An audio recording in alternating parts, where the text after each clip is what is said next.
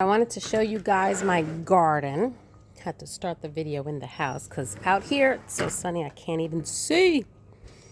But it was chilly this morning. But now in the sun it's nice. And I love walking barefoot in the sun. Get that energy from the grass and the ground and the earth. So here's my herb garden.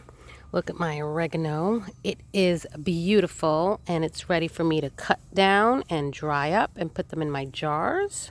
A lot of rain. It's amazing. Like you come out here and you see the plants, and then when there's a massive rain, you come here like literally the next morning and they grew a lot overnight. So here are my beautiful chives. I love the purple flowers in the spring. You only get them in the spring, so these are nice. You can put them in a vase, but I believe these purple flowers are also edible.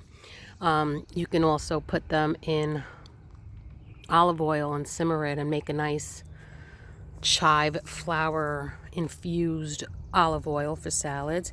Here's my lemon balm, which was massive and I had to cut back already. I also have the weed. We keep getting this like caterpillar grass that grows throughout here. I'm constantly having to pull out. Do that another day.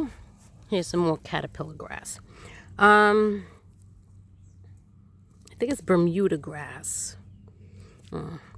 Here's my marjoram, but within the marjoram, some clovers grew, and I believe these clovers with the yellow flowers are edible, which I have to look up again.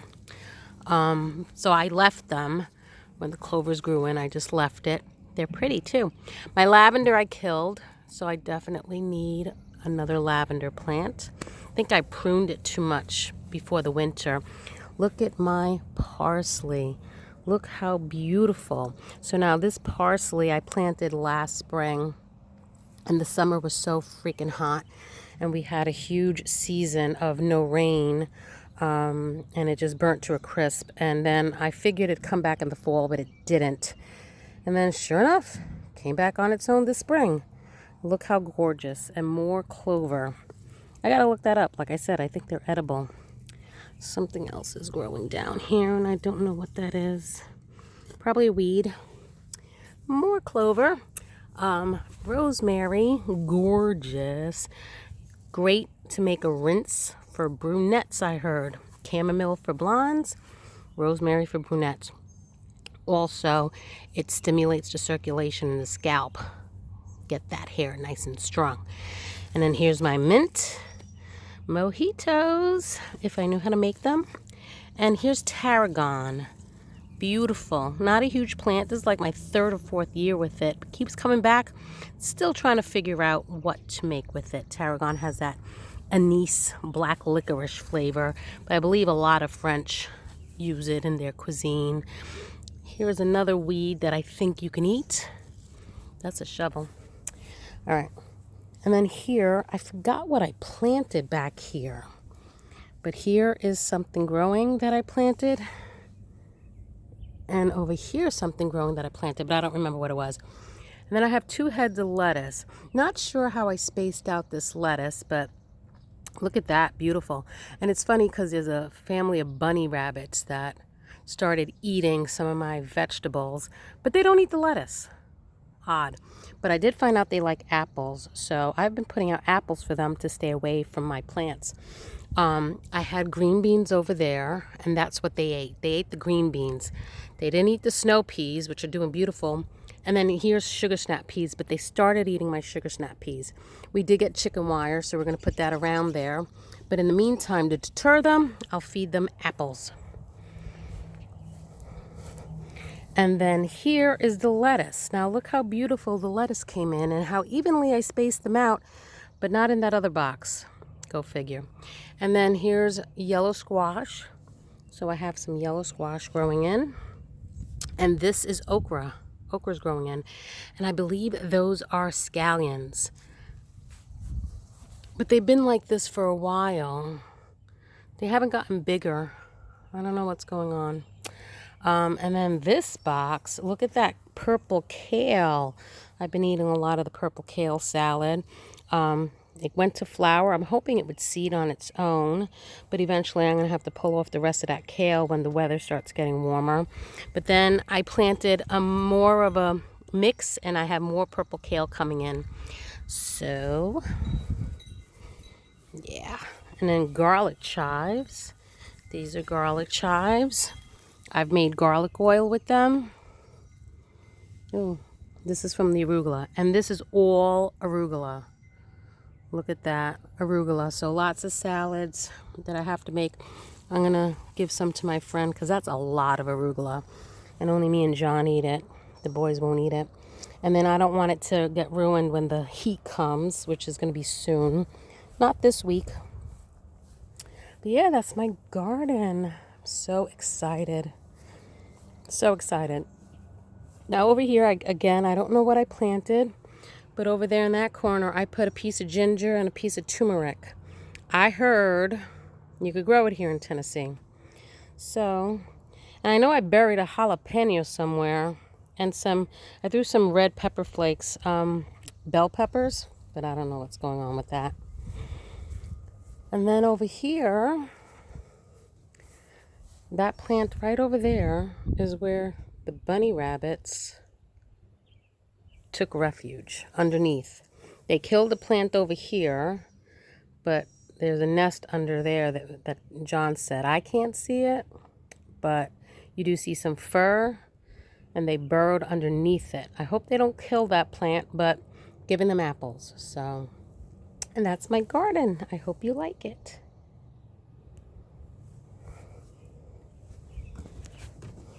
So for lunch, for me, I'm making a salad with all that delicious stuff from the CSA. So this is green leafy lettuce, and I don't know the name of this, but she says you eat it like spinach. So I'm going to chop some up, add some beautiful color to that.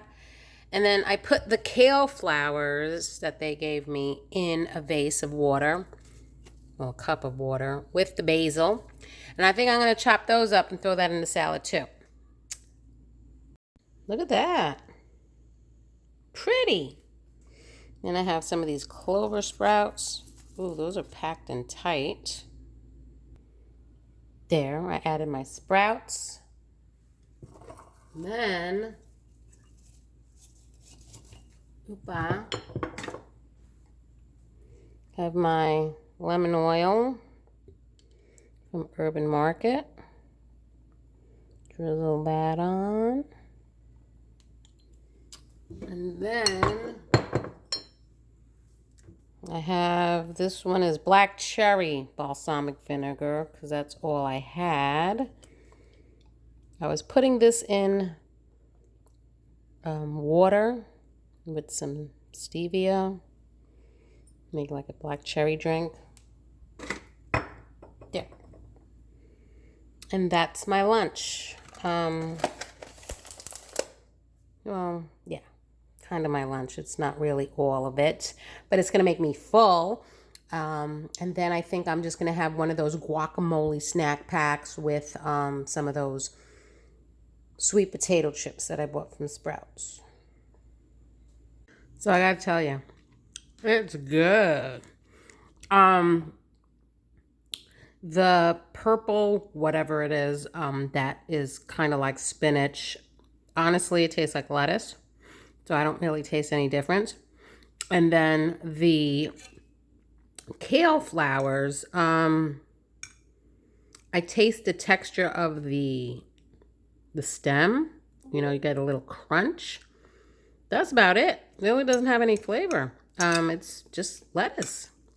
And I definitely added a little too much balsamic vinegar because, ooh, it's strong. But next time I'll put a little less. But it's really good. Tastes like a regular salad of lettuce.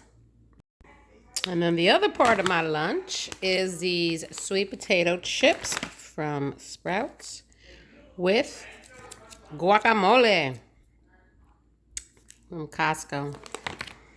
It's not really a lunch because it's like after 2 o'clock, and the only thing I had today was fruit, that fruit and chia cup. So This will hold me up till dinner because we usually have dinner around 6. So it's only less than 4 hours away. The cats are looking straight down at something. So I come over and I look. It's the rabbit eating the apples that Tamara has left out. So there he is. There's the rabbit eating the apples. And here's these guys watching the rabbit with their tails going. Hysterical. Now they start making squeaky noises. All because of this little guy causing havoc.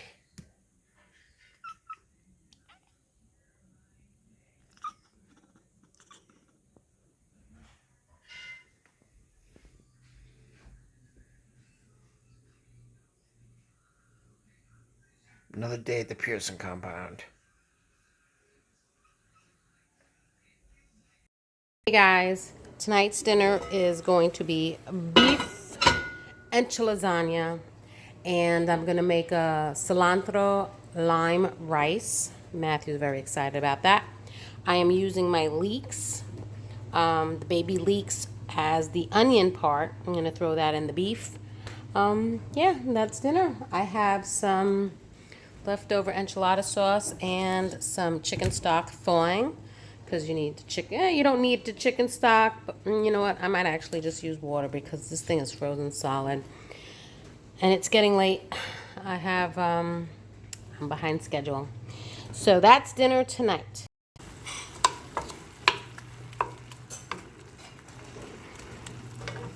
So the meat is done. Gonna add some salt. Season it up. I need my taco seasoning. Running low on my taco seasoning. I have to make more. There we go. Oops. Taco seasoning.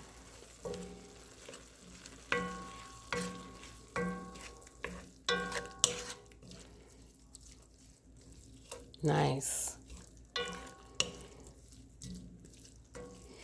Then I have to assemble the enchilasagna. Look at that. It's going in the oven. I have it at 370. Your oven, 375. I'm going to bake it for like 15-20 minutes. Cilantro lime rice. I'm using my ancient rice cooker. Putting in about, ooh. I thought I had the lid off. My bad. Putting in about 2 tablespoons. Now the lid's all wet. Of olive oil. Errors do happen in my house. A lot. So I don't have any more medium grain rice, but I do have risotto, which is a short grain.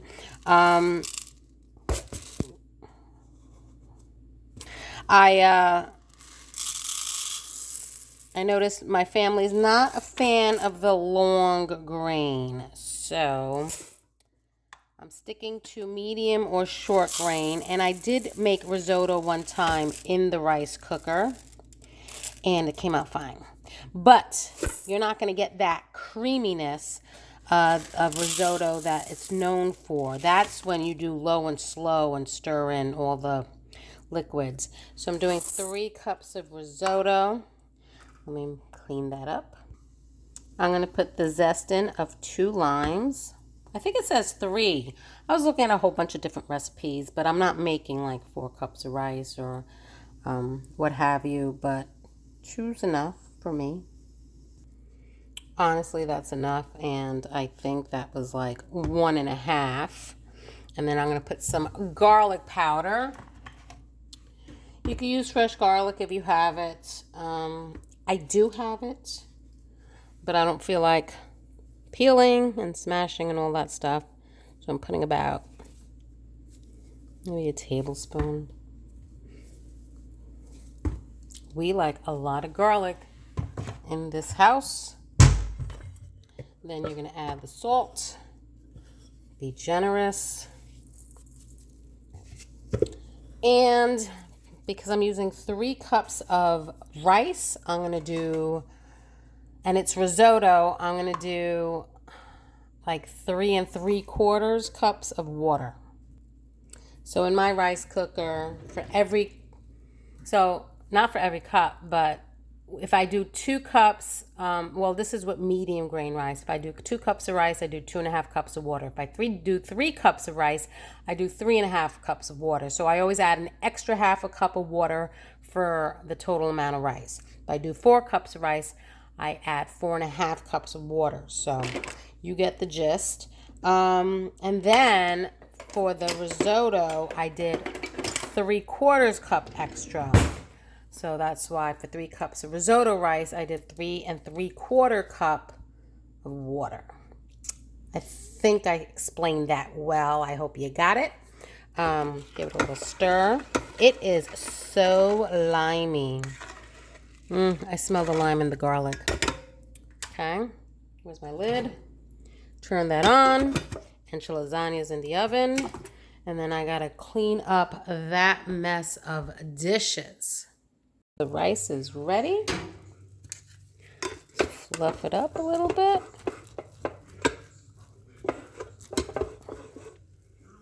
Ooh, that's hot. I'm sorry.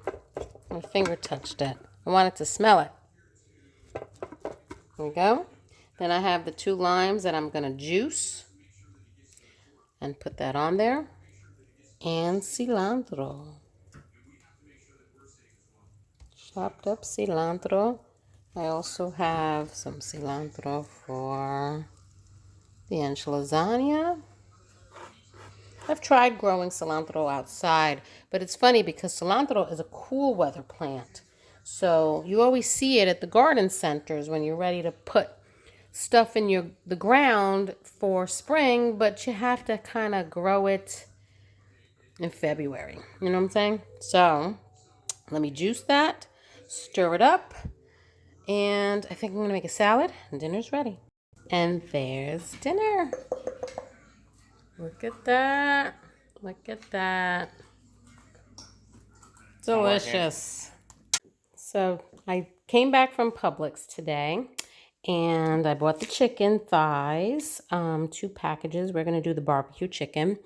But I had gotten this for myself for Christmas. So I was watching Six Sisters stuff on YouTube, and because I was trying to learn more about my Instapot, and they recommended, which I thought was a great idea, you buy yourself an extra insert and you prep your meal in there, and then you buy the silicone lid and you put it in the refrigerator, and the next day it's all together, and then you put it in the Instapot and do whatever it is that you want, whether it's pressure cooking or slow cooking. Isn't that freaking amazing? I was like, that's a great idea. So I bought an extra one and I haven't used it yet. So now I have 2 of these because one comes with the Instapot. And then I bought 2 of these. So you can actually prep 2 different meals, store it in your refrigerator, and then it's done. You just grab it, put it in the thing, set it, and do whatever you need to do. So I'm going to do the barbecue chicken. Since it's thawed, why freeze it, Since it's thawed, and we'll probably have it for dinner tomorrow. So I'm going to do the barbecue chicken, set it in there, which isn't many ingredients. Put it in the refrigerator, and tomorrow either pressure cook it, which I'll probably do slow cooker. So I like the slow cooker, so it just falls off the bones. But whatever, you get the gist. So I put the chicken thighs in the insert, and I removed the skin and as much extra fat as I could. And I'm actually going to crush 2 garlic cloves. I usually don't add garlic, but I feel like doing it now. And I have a half a bottle left in the refrigerator of Trader Joe's barbecue chicken.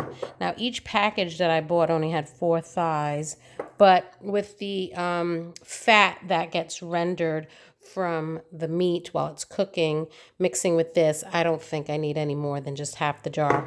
So I'm going to finish that off, crush that in there, and store it away. So I added the barbecue sauce, and there's the garlic, if you can see it. And that's it. Gonna put this silicone lid on. Perfecto. Oh, I'm gonna need 2 hands to really seal it. It does seal nicely. And then I'm so excited. It's the first time I'm using it. And then it's going to go in the refrigerator until tomorrow when I make it.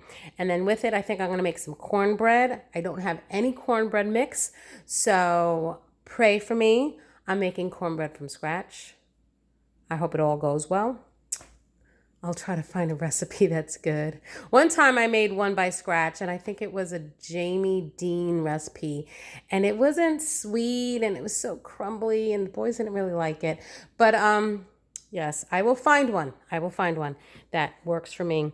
But now dinner is prepped for tomorrow. I'm so excited about that. I still have the ground beef here, but I might just freeze it. Because I don't know when I'm going to make it. Maybe I'll just separate the two and freeze it. And that'll be another dinner. Hey guys, tonight for dinner, I am making 20-minute Orzo Carbonara with crispy bacon, because I don't have prosciutto, and burrata, which I actually have burrata. So, looks really good. So I was looking at this recipe. I'm going to use bacon. I don't think I'm going to do the carbonara with the tempered eggs. I'm going to do the carbonara sauce the way I make it, which is usually Alfredo, and then it absorbs that bacony flavor. Parmesan cheese, garlic, basil. I have that. I have that. I have that. Thyme leaves, interesting. I might throw some thyme in there. I do have thyme. Fresh chives. I might throw some chives in there. I got the pounded dry orzo, salted butter. I'm not putting the spinach because boys will complain. And 8 ounces of ricotta or burrata. So I'm going to do the burrata. And I guess it melts on top.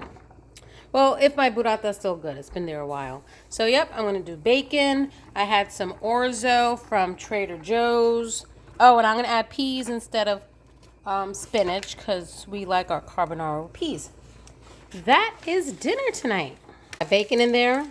I have my oyster mushrooms from the CSA, so I'm going to chop those up and add that to that, and then put some garlic cloves. I added the mushrooms. There's a little oil from the bacon, cooking that all up. Then I'm going to add garlic. So I'm going to link the original recipe below, even though I'm not following the recipe at all. And I will actually link my carbonara recipe. And I'll also put in the description what I'm doing now below. So, yeah.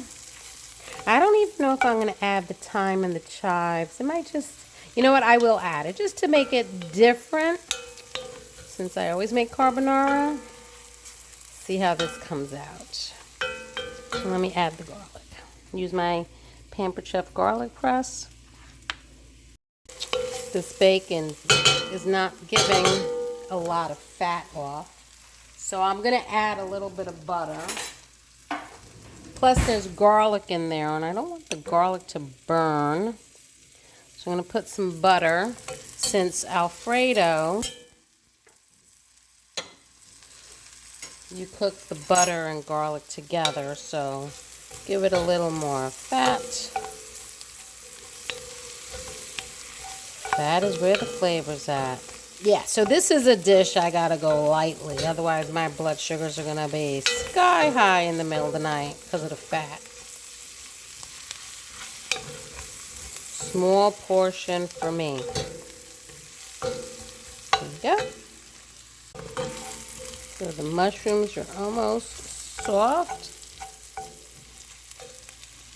Not going to worry about that sticking because it'll take off with the cream. And then I have some dried thyme. Put a little bit of that in there.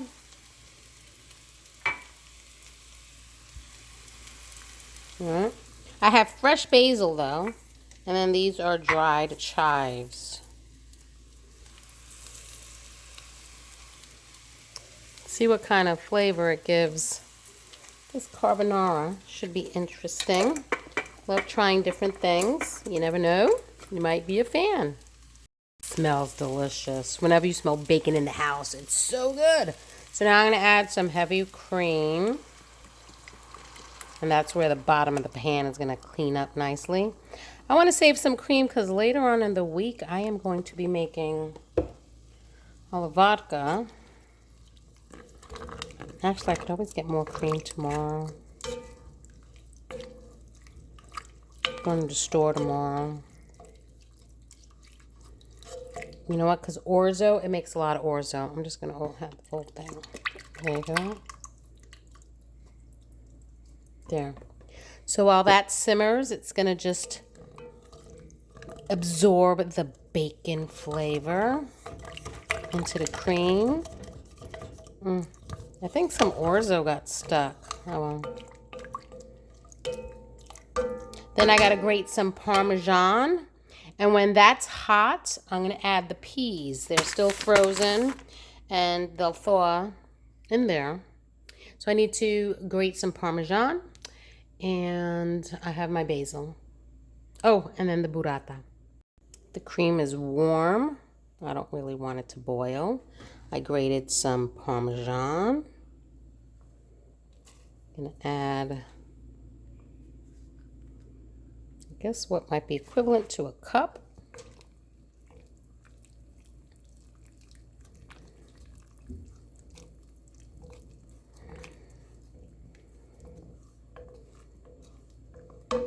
Go. And now I'm going to add frozen peas. Yep, should have made the hole bigger. Come on.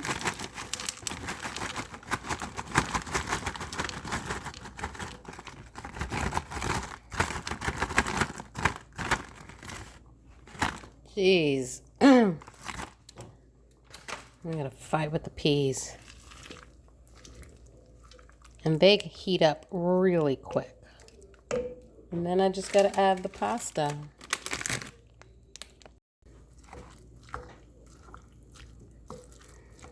Pasta got all stuck while it was in the colander. But now the starch from the pasta thickens the sauce a little bit.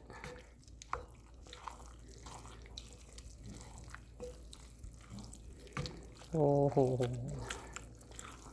smells good. I don't know about 20 minutes, but it's a pretty quick meal. So let's see.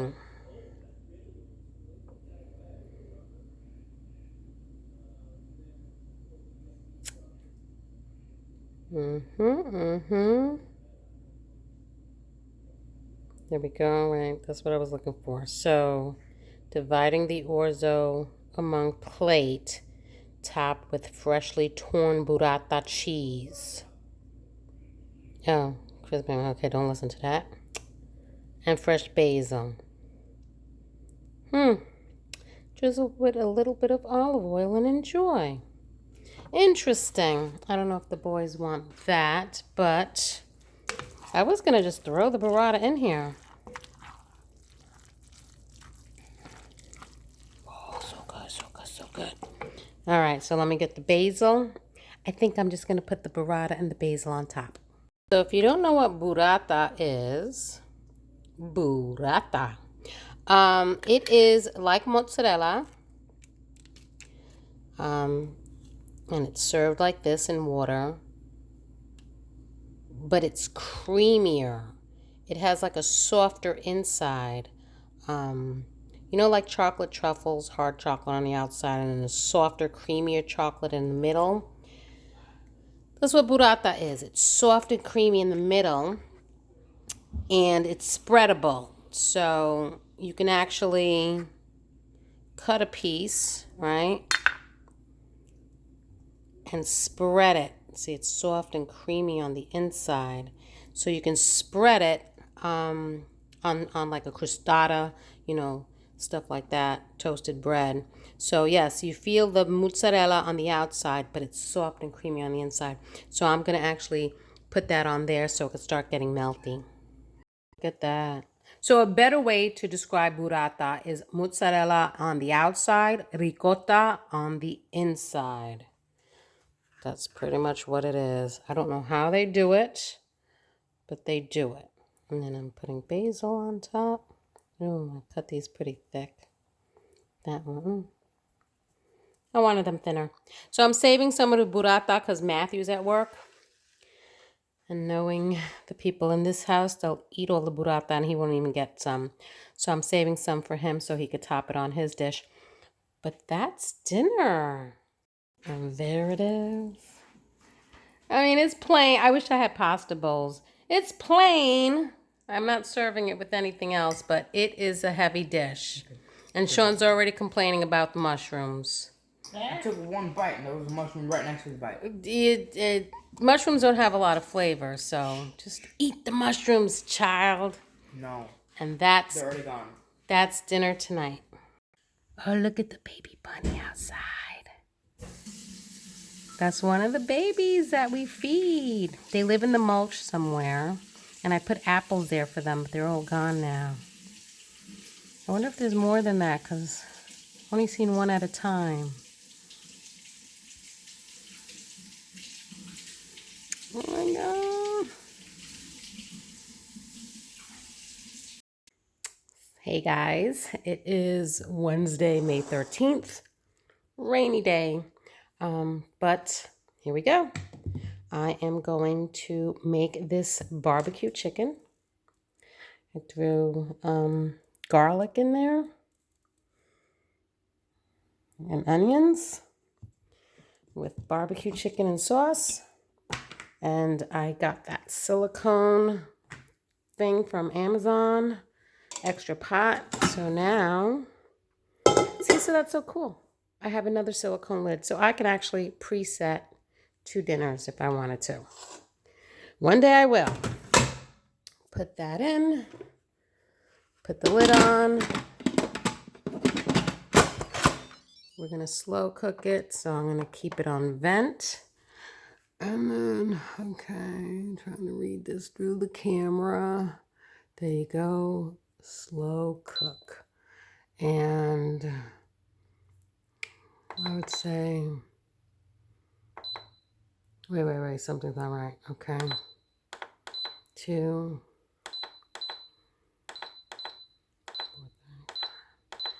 Let's say 6.5 hours.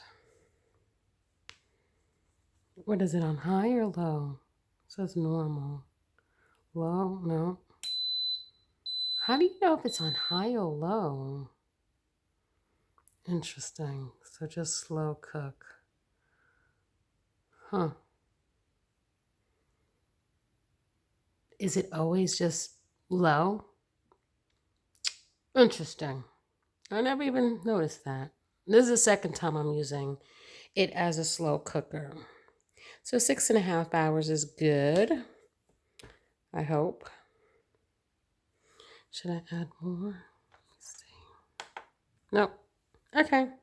Let's do 6.5 hours. I hope I have enough time. It's like 11 o'clock right now, so that's fine. All right. Yeah, that's going to be dinner tonight. I just got to figure out what sides I'm going to do. I have a whole bunch of canned corn, so I was thinking about making that Mexican street corn again. Or I'm pretty sure the boys are going to want macaroni and cheese. They've been complaining I haven't made it for a while, so maybe we'll do that. There's about an hour left. I'm filling up my pot with water to make the macaroni and cheese. So I've made the pulled pork or the barbecue shredded pork on top of macaroni and cheese because there's a food truck here called Hearty Hog, and they make what they call piggy mac. So it's the pulled pork on top of the macaroni and cheese, And they also sell brisket on top of macaroni and cheese called Moo Mac. But today I'm making barbecue chicken with macaroni and cheese, so we're calling it Chicky Mac. Isn't that creative? Kids are excited about that. So I'm gonna get this water boiling. Oh, no. I wanna do it I forgot. I'm so sorry. That was a waste of water. I want to do it with the evaporated milk, so I don't need that much water. This is our new favorite way of making mac and cheese. And you know what? With the evaporated milk, being that it has less water content, I wonder if you can make queso like that. You just heat up the evaporated milk and then add the cheese, and then it kind of is not as lumpy.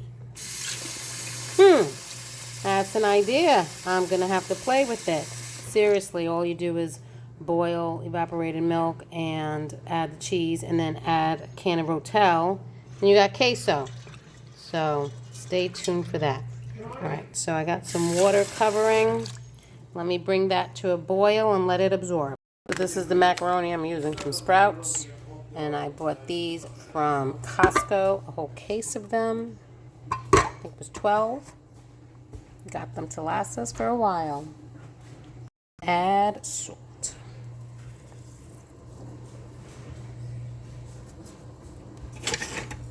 And I guess to prevent it from sticking on the bottom, I should continue to stir this. Vegetable, I am going to micro steam some broccoli and Brussels sprouts. For me, sometimes John eats them, but this bag got to get going. And then, of course, the boys don't eat it. So here are my 2 micro steamers. A lot of people ask me about them. They're from Pampered Chef. I'm not sure if they're still the blue color. These I've gotten years ago. But they are awesome. They steam everything in the microwave. That's why they're called micro steamers. I actually think, if I remember correctly, I did not get these at a party. The ones that I had gotten at some party were black. And then these, I believe, I actually went on Amazon and someone was selling them and I bought them from Amazon. So, and then I think that was a Pampered Chef consultant, and then they started contacting me to get a party going or whatever. But there were so many Pampered Chef consultants in my neighborhood, so I didn't need to go that route. But I just needed the micro steamers, and I didn't want to have a party and blah, blah, blah, blah, blah, and all that stuff. So that's how I got those. So I don't know why, but I was expecting them to be falling off the bone, and they're kind of not. I don't even know if they're cooked all the way through. I gotta check. They're cooked, but they're not. Come on. How do you get this back on? There you go. But they're not tender. So I'm actually gonna start. I need my glasses. I'm gonna actually put them on. Not 16.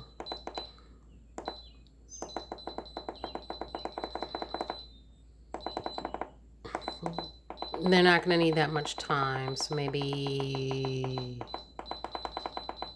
come on, maybe 10 minutes on high pressure. Do it like that, and hopefully they'll get a little more tender. I think I added too much water.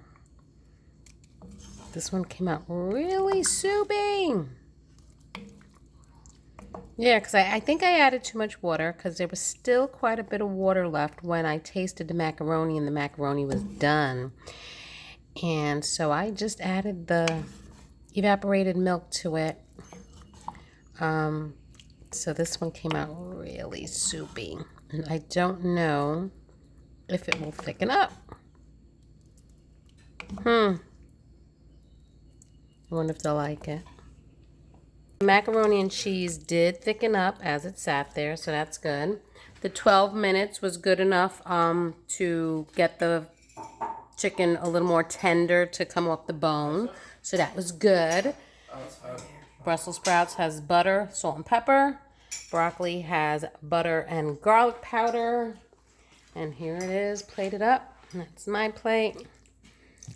And the guys eating. They're eating already. And we also added extra barbecue. And they added extra barbecue sauce. Yes, because with all the fat and the liquid that gets rendered from the onions and the chicken, it just liquefied the barbecue sauce, so it diluted it and it wasn't as strong. So they're adding a little extra barbecue sauce.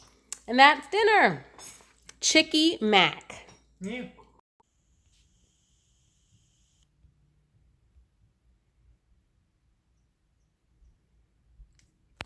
There's the bunny.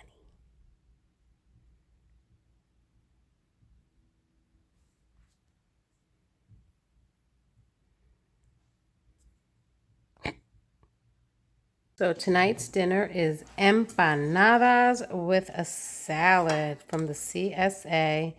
Got a little ranch dressing. It's mostly kale and arugula and some of that radicchio.